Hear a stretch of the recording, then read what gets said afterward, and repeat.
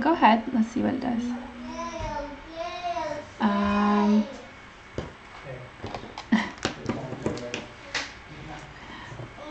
Okay, guys. Thank you for waiting.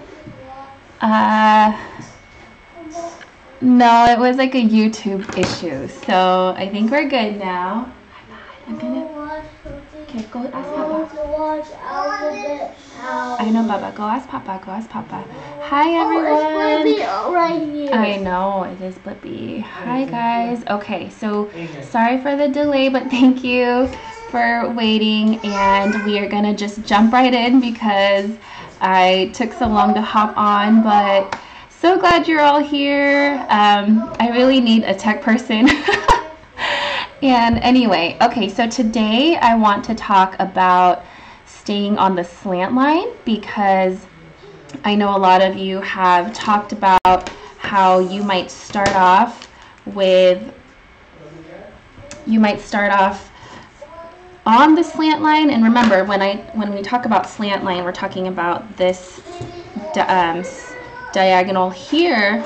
And so what tends to happen is you might start off on there with your thick strokes, but then after some time you might find that you start getting off of it, like maybe your letters start going a little bit too far off, or maybe you start going a little bit more upright. Okay, and by the way, you guys, I'm going to do our check-in at the end of the training, just because I wanted to make sure that you got the training first, and then we'll catch up and do kind of like what's to come at the end of the video. Cool? Okay, so and I see all of you guys hopping on. I'm so excited. Tons of people, so thank you, everyone.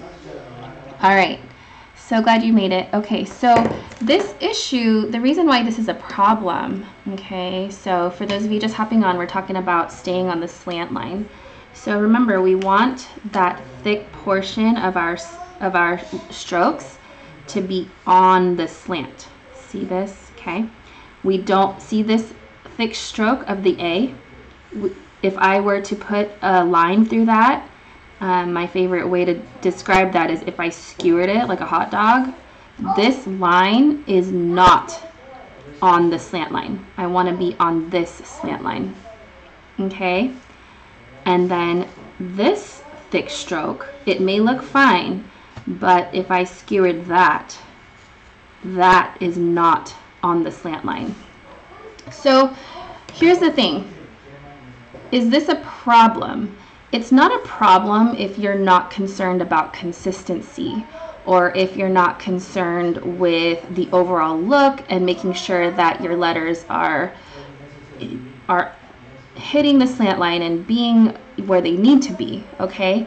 And so you can kind of think of this as just following the rules, whereas some of you guys know from like my in-person workshops, I like to call breaking the rules like drifting off into modern land. So the issue here is not so much being perfect, but being aware, okay? If you're taking notes, if you have a piece of paper, I'd love if you could write this note down: awareness, okay? Awareness over, this is a asterisk, awareness over perfection. And perfection meaning like following the rules, being just perfect in every stroke. It's not, I'm not here to tell you to be perfect, but my goal is to have you be aware of these things and not just kind of like when you write your letters, oh, you know, it just comes out as it does. Okay, so I'm going to do this quick drill with you guys. Actually, it's not a drill, it's more like an exercise that I thought was really cool. So if you have a chance to do this with me, I'd love for you to do that. But otherwise, when you do get a chance, I would love for you to try this and then let me know how it works out for you. So if our goal, okay, is to stay on the slant line, then we want to be very aware, remember our keyword, aware of how our pen moves. Now, if I hold my pen, I'm going to bring you up a little bit higher. Okay, if I hold my pen this way, look at the direction it's facing, and I move it back and forth. Let me refocus. And if I move it back and forth, look where it goes. If I move my pencil a little bit more toward the top, and I move back and forth, it hits that line there. If I bring it all the way pointing down, and I go back and forth, this is the line I create. You can translate these directions as where your thick stroke will go, because if I replace that with a brush pen, then if I point that way, remember, then my thick stroke is here. If I point up, then now my thick stroke is there. And if I point downwards a little bit here, well, I think this one was more like this, then my thick stroke is here. Now, you might be looking at this thinking, where is this going? Because this doesn't, you may not see the connection. So here's what I want you to do. I want you to realize that the direction your pen faces, and for a lot of you, you should have heard this from me before, but the direction your pen faces has to be perpendicular to that slant line. So see how it matters when I do that exercise? So the first thing I want you to do, this was kind of my demonstration, but the first thing I want you to do is connect the dots, okay? So anywhere on a blank page, I want you to put 2 dots next to each other, and this is like maybe 2 centimeters, half an inch, okay? And what you're going to do, okay, remember this is an exercise. I'm trying to teach a point so that we can translate it onto the page. So if this were a straight line, I want you to make sure your pen is perpendicular to that line. Okay, maybe it's more comfortable for you to write this way, so then you want to turn your page so it's perpendicular to that line. But whatever way is comfortable, and if you're a lefty, then you would turn your page until you are perpendicular to that line, because the same thing works for you. You're going to be making your line this way. Okay, following me so far? All right, so then what's going to happen is I want you to take your pen and connect those dots over and over. Just get comfortable with how that feels. Then add 2 more dots on the outside and try to connect those dots. Okay, and then you'll notice if you add 1 more set of dots about the same space, here's where it gets a little bit hard to keep you can't really move your wrist so easily. It actually takes a little bit of focus to keep that pen straight, because naturally, for me at least, what happens is if I just connect the 2 dots, this happens. See how I'm getting off that slant line?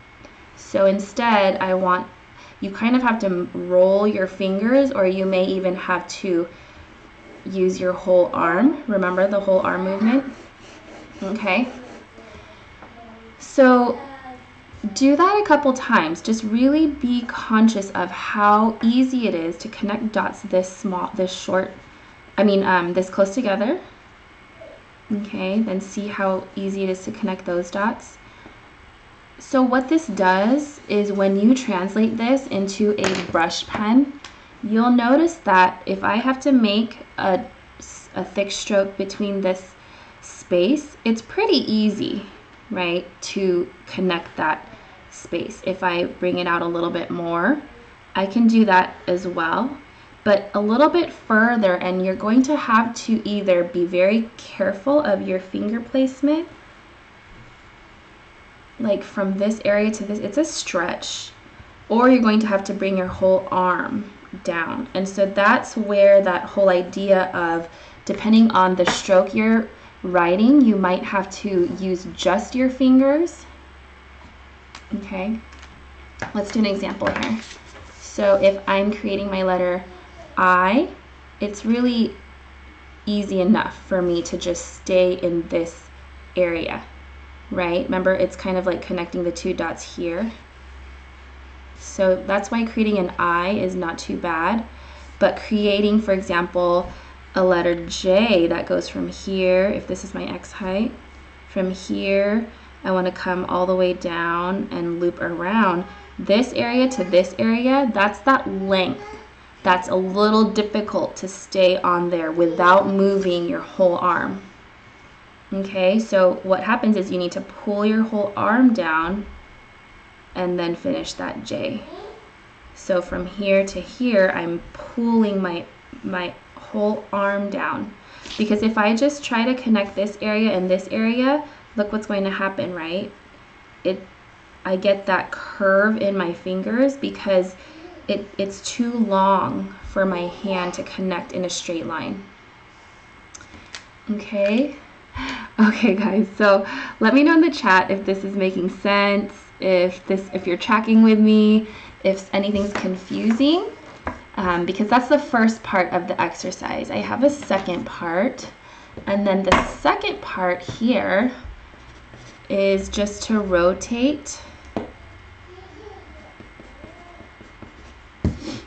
Okay, so now I want you to practice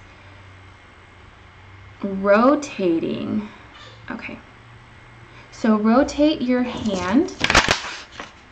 I'm sorry, no, don't rotate your hand. Rotate the page. Let's just write on here, rotate the page, okay? So what's gonna happen is start off with, like, this is me facing the paper straight on, okay? Like I'm looking here, I'm looking at my paper straight on. But my hand is most comfortable in this area here.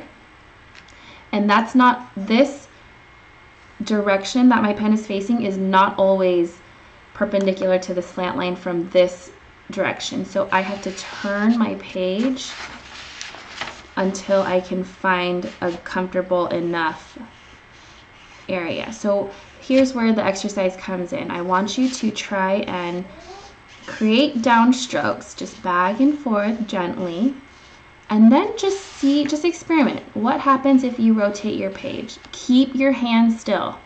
Keep the meaty part of your hand on the table, and then just lift for your strokes, but then rotate the page. See how my hand doesn't move and the direction of the pen? I want you to just grow this awareness of your pen and notice that it's not about you forcing your hand on the slant line. It's about you moving the page so that your pen falls onto the slant line. You see that? So when we go onto the, when you go onto your page, your guidelines, okay, then I am realizing that if I start off this way, let's go back to our example. When I got to this A here, my pen must have been facing this way instead of being here. So if you notice that happening, if I had just turned my page a little bit, then I would get it back onto the slant line.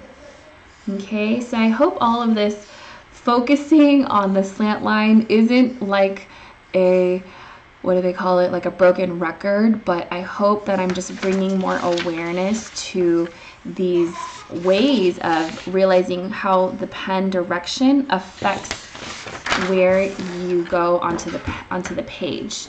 So now let's go ahead and translate this into some strokes, okay? So if this is my page facing me straight on and my hand is comfortable this way, I'm gonna rotate my page until I feel like it's on the slant line. And I know some of us love to just do these easy, simple strokes. And look at me how I move my hand across the page, move my paper across the table. And look, my right hand here is not even moving. Because if I do this instead, and I move my hand, it's just not going to align with the slant line anymore. It's so important for you to establish your hand first and then move your paper. I want you to write that down too. If you're taking notes, write down, move your paper. Okay, one of my favorite phrases from a calligraphy friend, Kay, she says, make your paper work for you. You shouldn't be straining your hand. Okay, so just practice those strokes. if you're more comfortable, then do those drills that I know you've seen before. But I'm hoping that with this new awareness, you realize why your strokes get off of the slant line, and you'll know how to bring it back on. So the fix here is not so much force your pen onto the slant line, but move your paper so that now your pen is back on the slant line. Because as you've seen in our previous exercise, that your hand is going to naturally have a spot that when you place that pen down, you'll get that thickness. Okay?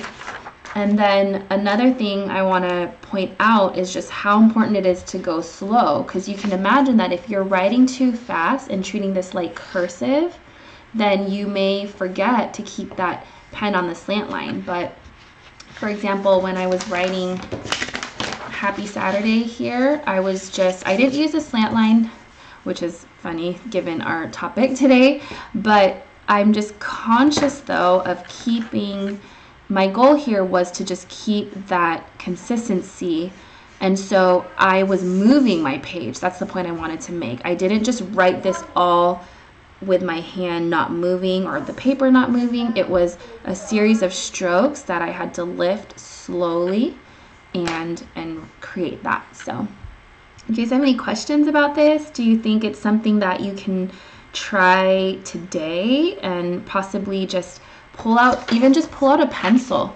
Like, you don't even have to get your markers out just yet, which is why I love giving you some quick, easy exercises that even if you're just standing there, you know, writing your grocery list, you're getting ready for a meeting, maybe you didn't start yet, or if you're a doodler like me, it's just nice to have something to think about, but not so much like a full-on drill. It's just like a quick exercise.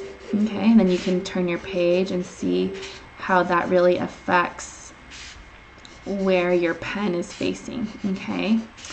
Another thing to notice is I really want to focus on this arch here that happens when that space gets too big. So when you're trying to connect two dots, for example, that are really far apart, you have to do some sort of moving of your whole arm. See this? Because the goal here is to not so much move your pen and change the position. You want to make sure that you keep this the same. Hi, Minnie Mouse. And then it stays perpendicular to that slant line. Because what this happens here is sometimes you may want a curved stroke like this, right? But for the most part, we want to make sure that we are adjusting. You want to say hi? Say hi. Say hi, everyone. Hi, everyone. Okay, so again, my face on. Okay, we'll do our face in 2 more minutes, okay? So the thing I want to stress again is awareness, not perfection. So just be aware of these things as you write. Okay. And that's all I have for today, just staying on the slant line. I want to make sure that when you do this exercise, you're being conscious of our goal, which is awareness. And when you go onto your drills, or even if you just go back to writing a word, just be conscious of that placement of your hands. Okay, bud, you want to come say hi? Here, baby. Is baby there?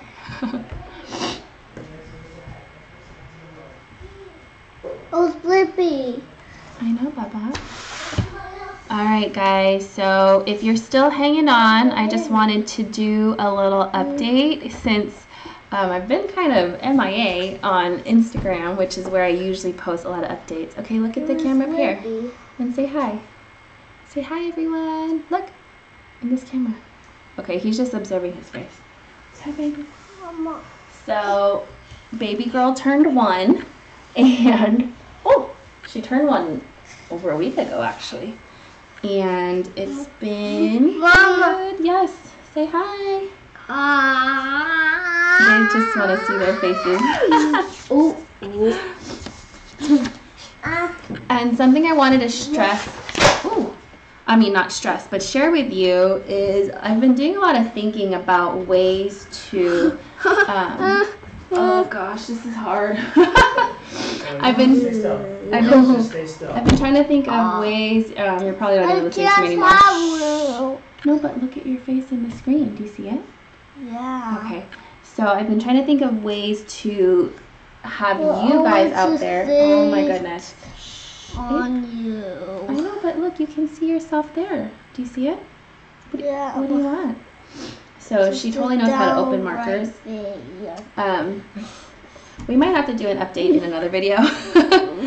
But I had this analogy that I was thinking about information, like, you know, like that fitness video that you buy, but then it just sits there and collects dust, and I don't want it to be that for you, or my workbook from the workshop. And so what I've been trying to think about is ways to watch Blippi. Okay, we're gonna watch Blippi in 2 minutes, okay? Let Mama finish talking to her friends. See, they're in the camera. Look, you have to say hi to the camera. Hi. So looking for ways to have you guys take action, because what good is information if you don't have transformation and results that you're proud of and happy with. So I'm hoping to come up with some activities and drills and more exercises like today's that will get you moving, because I have no problem with creating more content, but if you're not putting it to work, then what good is it? So I know, Bubba, she's dropping everything on the floor. Okay, can you guys say bye? Bye. Say we'll see you next month. We'll see you next month. Adrian, you want to say bye? Oh, she's falling over. All right, we'll catch you guys later. I have to figure out how to end this. We have a ton of windows open. And I will catch you guys later. Thank you for waiting again for the late start. And again, you can always watch the replays on the student training page. And I'll see you next month. Bye.